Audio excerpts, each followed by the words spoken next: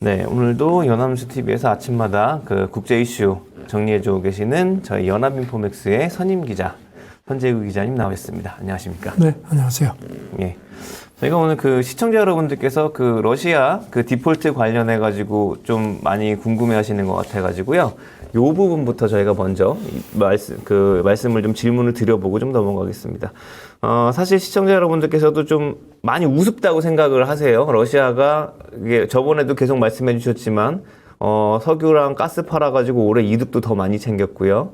그런데 이제 디폴트가 나왔다. 이거 사실 저희가 일견으로 봤을 때는 이해하기가 좀 어려운 부분이거든요. 저희가 이런 건 좀 어떻게 봐야 될까요? 예전에 그 흑자도산이라는 얘기가 있는데 돈은 벌었는데 안 주는 거. 물론 이제 어떻게 보면 뭐 배째라 하는 건데 지금 이 경우는 조금 그거하고 좀 다른 것 같습니다. 그렇죠. 그 러시아는 우리는 그 계약을 다 이행했다는 겁니다. 그런데 우리 잘못이 아니라는 거죠. 러시아 재무부가 어제 보도문을 냈는데요. 국채 의무를 계약대로 완전히 이행했다. 하지만 외국 결제기관들이 이미 다 돈을 줬는데 자기들이 뭐 제재 어쩌고 하면서 최종 수혜자 채권단에 전달하지 않은 것뿐이다. 이게 우리가 무슨 잘못이 있느냐 이런 겁니다. 그리고 외국 금융중개기관은 우리 러시아 재무부 통제 바깥에 있기 때문에 우리가 어떻게 할 수 없다는 겁니다.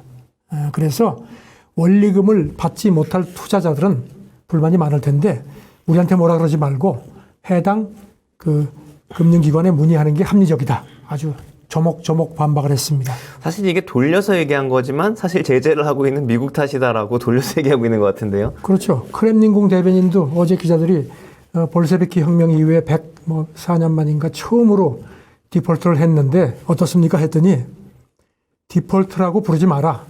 그러면서 그 주장은 완전히 잘못된 거다 했습니다. 그리고 똑같은 얘기를 했습니다. 지난 5월 27일 그 전에 만기 채권 이자를 지급했고 서방 제재 때문에 전달이 안 된 것뿐이라고 우리 문제는 아니라고 했습니다.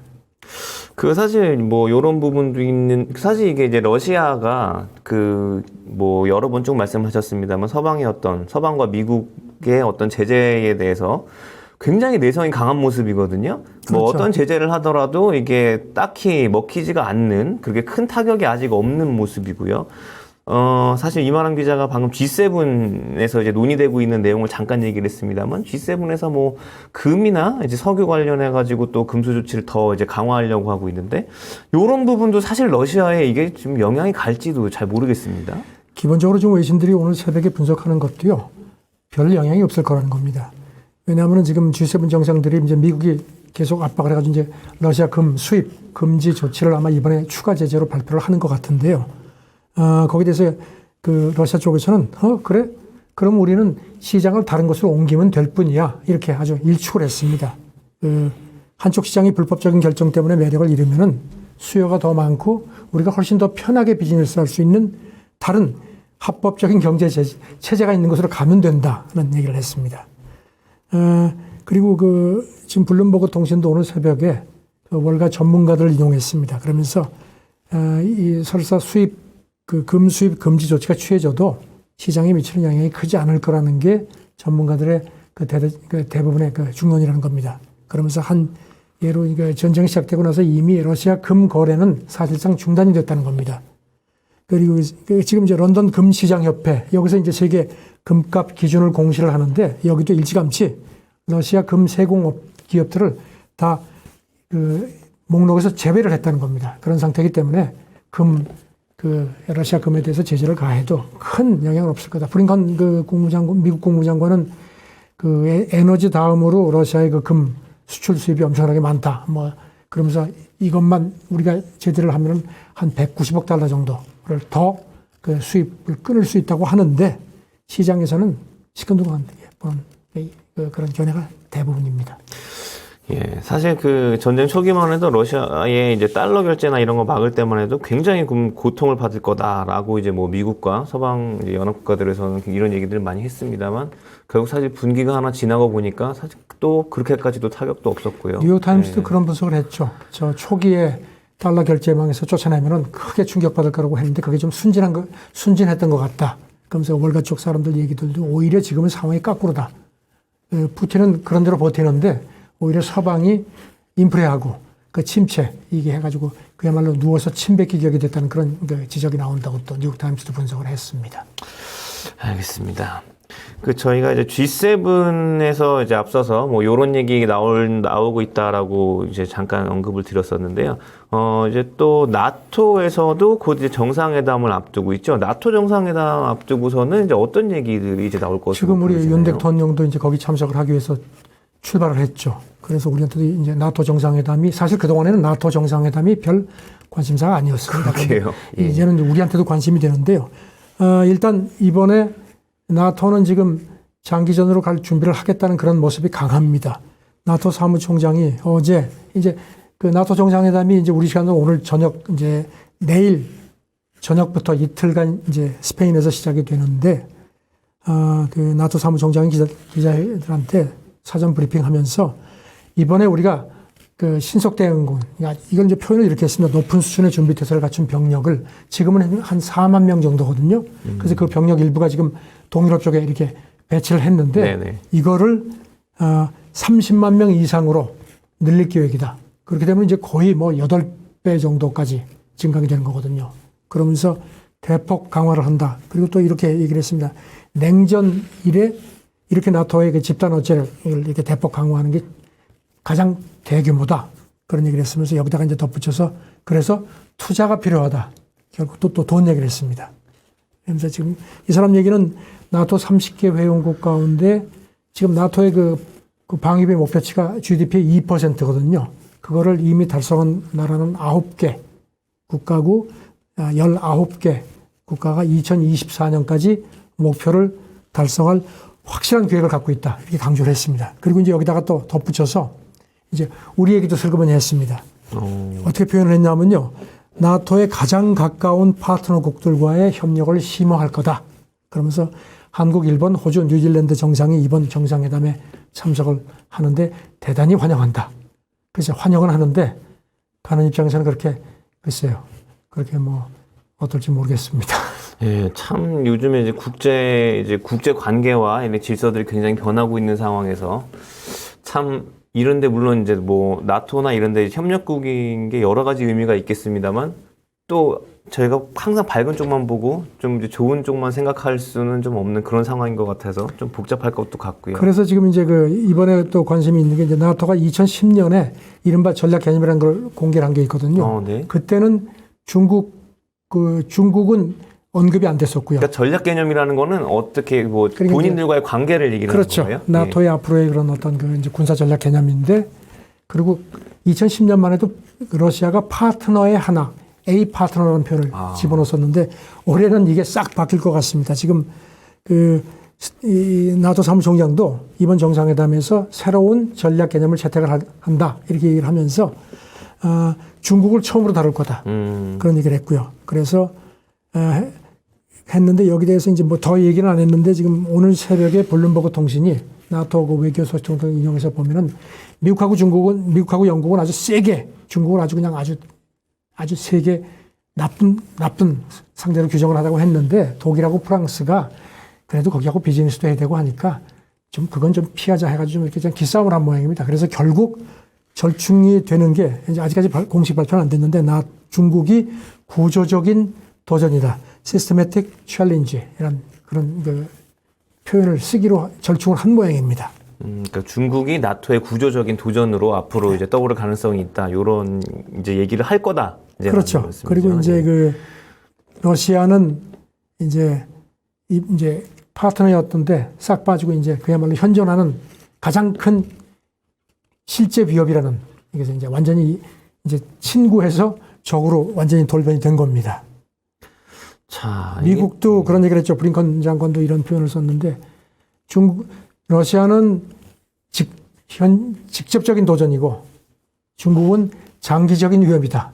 그렇게 해가지고 하니까 지금 결국은 나토는 사실 유럽 방위 그 동맹인데 네네. 중국을 거기다 이제 미국이 끼워 맞추는 겁니다. 그래서 이제 그러니까 이제 그러자니까 이제 무슨 어떤 개념도 넣어야 되고 하니까 그래서 이제 이번에 또 우리나라, 일본, 호주, 뉴질랜드가 이제 아시아 국가들이 그쪽으로 간 것도 이거 하고 그러니까 뭐 여러 가지 시각이 있겠지만 미국이 어떤 그런 자기들의 그 대중국 압박 전략에 나토도 그렇고 이런 아시아 국가들도 그렇고 거기 이렇게 밀려가는 그런 형국입니다. 예, 참 이럴 때일수록 우리나라 이제 지도층들도 정치인과 지도층들도 현명한 판단을 해주기를 그럼요. 예, 어느 진짜. 때보다도 참 이렇게 저희가 바라게 이제는 됩니다. 예, 그야말로 어떤 게 실리인지 예. 그리고 어떤 게 장기적인 전략인지를 잘 판단을 해야 됩니다. 그렇죠. 어떤 분께서도 오늘 보니까는 뭐 나토가 한국에 무슨 도움을 주나요? 마그마님께서 이런 얘기해 주셨는데 사실 우리나라는 뭐 다 이 모든 게 다 수출과 이런 산업 전략과 이런 거에 관련이 돼서 이제 생각을 하다 보면 예, 다 이런 결정이 나오는 게 아닌가. 자, 뭐 다들 아시겠지만 지금 우리나라 수출 비중을 보면은 미국도 유럽도 아니거든요. 중국에 대한 수출 비중이 뭐 거의 한 25% 그렇죠. 가장 예. 많습니다. 그러니까 시장 관계자들 입장에서는 그 부분을 절대로 이렇게 쉽게 볼 수 없는 거죠. 참 그래서 정치적인 부분, 실리적인 부분 참 정말 어려운 시기입니다. 자, 또 제가 이제 보니까요. AP에서 소비자 조사를 한 내용이 있는데 이 부분이 좀 흥미로운 것 같습니다. 미국 소비자들한테 이제 인플레이션의 원인이 뭐냐 이렇게 좀 물어봤더니 생각보다 이제 좀 굉장히 좀 생각하지 못했던 제 입장에서는 생각하지 못했던 대답들이 좀 나온 것 같은데요. 네, 이게 좀 묻혀 있었는데요. 저도 이렇게 체크를 하다가 보고서는 이거 되게 재밌어서 이걸 한번 골라봤는데요. 미국에서 그 소비자 조사를 해봤더니 인플레 주범이 뭐 우크라이나 전쟁도 아니고 뭐 무슨 뭐 이런 것도 아니고 기업의 탐욕이라는 그 응답들이 가장 높은 걸로 나타났다는 겁니다. 그래서 이걸 그리디플레이션, 탐욕 플러스 인플레. 예. 그동안 요새는 뭐 그런 표현이 많죠. 뭐 푸틴 인플레이션, 뭐 바이든 네. 인플레이션 하는데 지금 워싱턴 포스트가 미국의 조지 메이슨 대학하고 지난 4월 말부터 5월 초까지 미국 사람 1,055명을 대상으로 조사를 해서 이제 질문은 미국 사람들이 제일 민감한 게 휘발유값이거든요. 지금 뭐 네네. 휘발유값 때문에 지금 뭐 미국에 난리거든요. 휘발유값 폭등의 진짜 범인이 누구라고 생각합니까? 이렇게 물었습니다. 그랬더니 가장 많은 72%가 수익 챙기기에 눈이 먼 기업이다. 그러면서 여기 대해서 이제 AP가 아까 말씀드린 그리드플레이션이라는 표현을 썼고요. 그 다음이 러시아의 우크라이나 침공 69%. 그 다음에 바이든 대통령 잘못이다. 58%. 코로나 대유행이 아직까지 문제가 되어 있는데 58%. 그러니까 의외로 미국 그 소비자들이 기업에 대해서 굉장히 반감이 많은 걸로 나타났습니다. 그런데 재미있는 건요. 정치 지지, 거기에 따라서 좀 차이가 있습니다. 네. 그러니까 민주당 지지층은 86%가 기업의 탐욕이 진짜 원인이 하고 굉장히 세게 질타를 한 반면에 공화당 지지층은 52% 정도니까 네. 확실히 공화당이 좀 그래도 기업에 대해서는 조금 좀 호의적이라는 게 거듭 확인이 됐습니다. 예. 참 여기 보니까 저도 사실 당연히 그 인플레 주범, 그 물가 급등과 이런 그 원유값 급등의 어떤 주범이 누구냐고 물으면은 저는 사실 우크라이나 전쟁이라고 사람들이 꼽을 줄 알았는데 예상 밖으로 이 참 여러 가지 복합적으로 생각하시는 분들이 많은 것 같습니다. 그러니까 저는 보니까 좀 웃긴 게 이게 바이든이 주범이 누구냐고 했을 때 바이든이라고 대답한 분이 58%. 예, 참 바이든 대통령도 11월에 중간 선거가 점점 더 어두워지는 것 같은데요. 예. 요런 부분 이렇게 보면 사실 이게 기업이 어쨌든 간에 그 기업의 탐욕이라고 이제 본다는 것 자체가 이제 좀 풀어서 얘기를 하면은 건수만 있으면은 소비자들한테 뭔가 가격 상승 비용을 갖다가 다 전가를 하려고 한다. 그런 부분에서 너무 과도하게 이제 그런 식으로 이익을 추구한다. 이런 얘기로 저희가 이제 받아들이면 되는 거죠. 그러니까 사실 월가 투자자 입장에서는 그 어떤 그 인프레 부담을 가격에 이렇게 쉽게 전가할 수 있는 기업이 상당히 저런 종목에 투자하라는 그런 권고가 많지 않습니까? 그러니까요. 그런데 또 이제 보는 시각에 따라서는 미국에서 그 진보 성향 싱크탱크 이코노믹 폴리시 인스티튜트라는 데가 그 조사를 했더니 여기서는 또 이제 그게 오히려 이런 이제 서민 입장에서는 굉장히 부정적인 요소라는 겁니다. 2020년 중반 이후에 그 비금융권 미국 기업의 근 54%가 과다한 수익 마진을 냈다. 이게 이제 fatter profit margin이라는 표현을 썼는데요. 그랬는데 이거를 이제 1979년부터 2019년 기간에 이런 그 탐욕을 보인 기업하고 그 비율을 하고 비교를 해보니까 그 당시는 11%에 불과했다는 겁니다. 그런데 이번에 조사를 했더니 54%. 그러니까 이제 이 진보 성향 싱크탱크니까 그 정도로 기업이 그 탐욕을 부린다는 거죠. 그런 지적을 했습니다. 그래서 그리고 이제 특히 경쟁이 좀 덜 심한 기업일수록 이제 경쟁이 별로 없으니까 그렇게 그 자기들 그 인프레 부담을 그 가격에다가 넘겨서 소비자들을 힘들게 하더라 이렇게 분석을 했습니다.